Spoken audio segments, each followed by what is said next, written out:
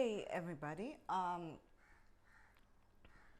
clearly my time has come to speak and keep speaking and bring about healing and understanding. When I talk to you, I talk to you, one, as somebody who was a victim, two, as a survivor, and three, as a counselor, having more understanding of the mental status of people that we are dealing with. When I wrote this book, I was unable, and I have been in very many ways unable to come back to the pages of this book and read it for myself.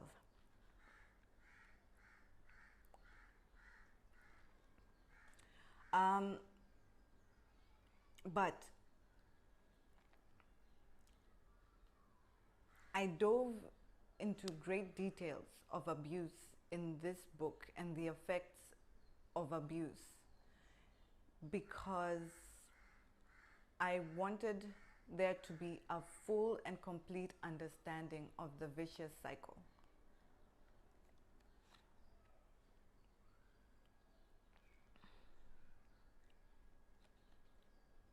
After going through what I went through, after anybody goes through a tragic and traumatic event, we ask ourselves the question, why? Why me? Why would this happen to me? Why would you do that to me or to anybody? When a person we love dies, we ask those questions and we are allowed, or we have the post-mortem that go into the body and find out what could have killed this person. When a murder happens or anything like that, the police go into detail and there's investigations as to why this happened. I went into investigation for myself and for others because I needed to truly understand not just how I felt, but what could be going on in another human being's mind when you commit such acts. Now, in my book, I also explain the various ways that abuse happens and how we can so easily write off abuse because we do not fully understand the definition. Now, the word rape needs to be looked at legally speaking. And when you look at it legally, it explains things. And that explanation is so wide. I don't have my other phone here. But it basically explains rape as the non-consensual sexual act that can involve penetration with items, not just one's genitalia or a penis. So this means that somebody does not have to, for example, if a man rapes a woman and vice versa, it does not have to mean penetration into the vagina or using a penis. One can use instruments and their hands. And the reason why I'm leaving it so open is because rape is not gender biased. A woman can rape a man using her hands simply or her mouth, or even mount a man who is not willing to have sex with her, does not want to have sex with her. And a lot of questions can come up. Oh, he's strong enough to fight her off. I'm not going to go into those details right now.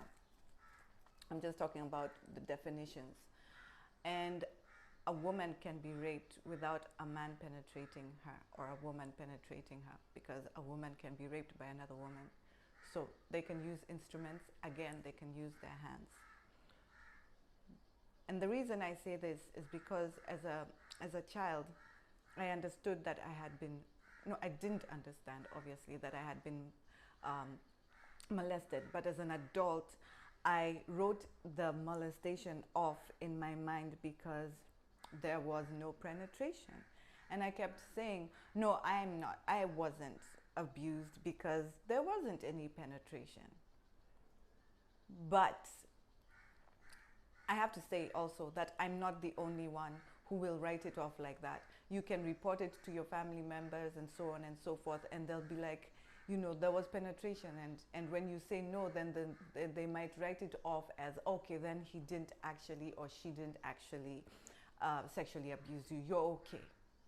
We all want to put ourselves in a place where we are okay. We are all going to, first of all, go into denial. And I stayed there for a long time by writing it off because there was no penetration. But guess what?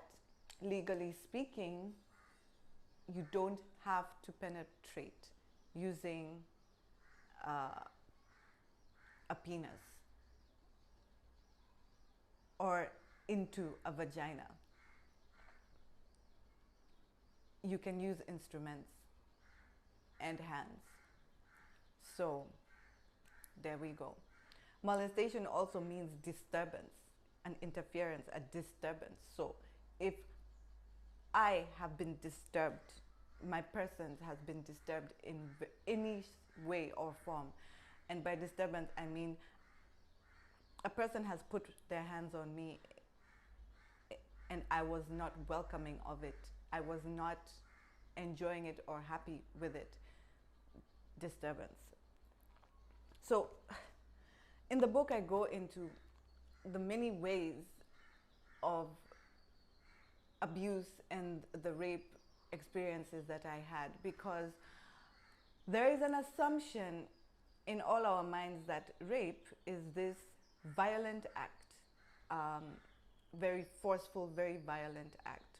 It's not. It's not always that way.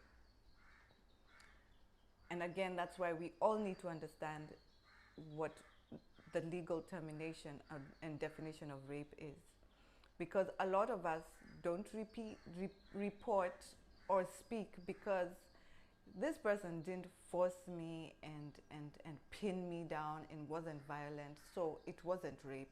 We will go into these mental dialogues of dissecting the thing that happened to put it into the bracket of denial, because we are trying to believe that no, I was not raped. I could not have been raped. You know, you'll be like, yeah, but I mean, I even know the guy. Like, we are friends, you know.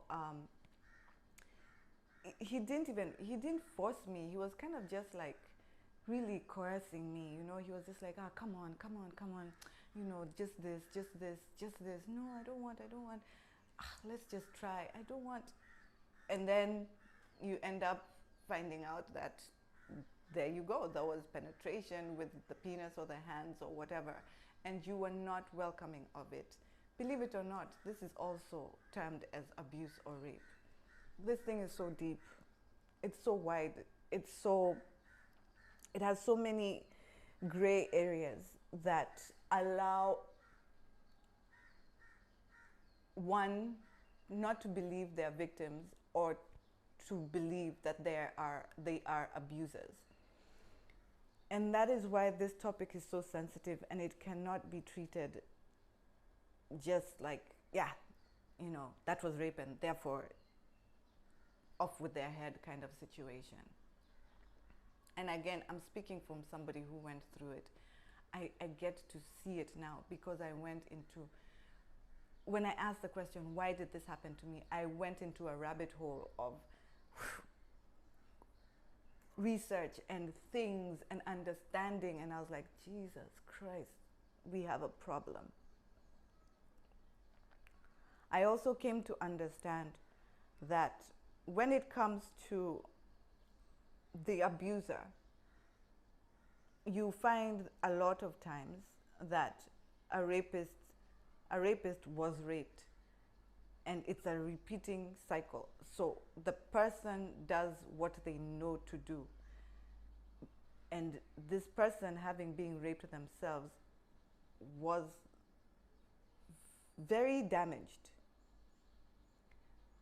physically, emotionally, and mentally damaged. And then you find that this thing goes so far. Because if the rapist was raped, and that is where this is stemming from in one instance, or using one example,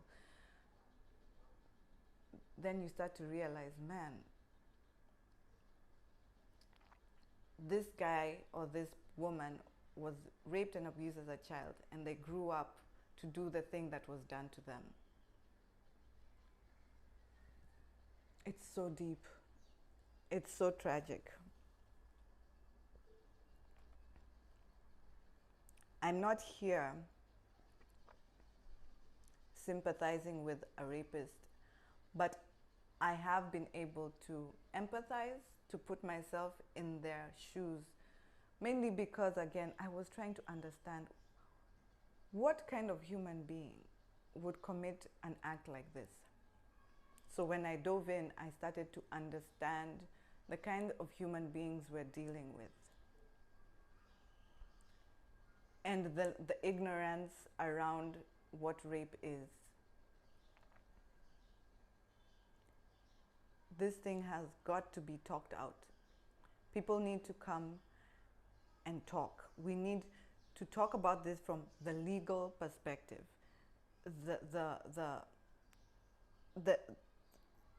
The area of law enforcement, the area of the victim, the area of, survivors like me who have healed, the area of counselors.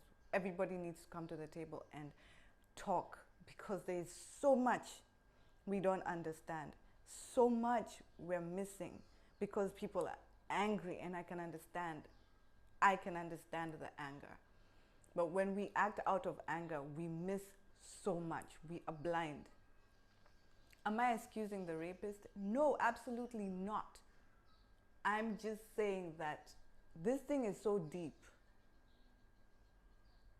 that if we're going to deal with it, we first have to understand where it's coming from. If that person had been abused over and over by their father, their uncle, so on and so forth as a child, then they grow up to do the same thing, because we do what we know. And that's what I'm saying. It's not excusing it. It's understanding where it's coming from, so you can reach down and grab it and root it out.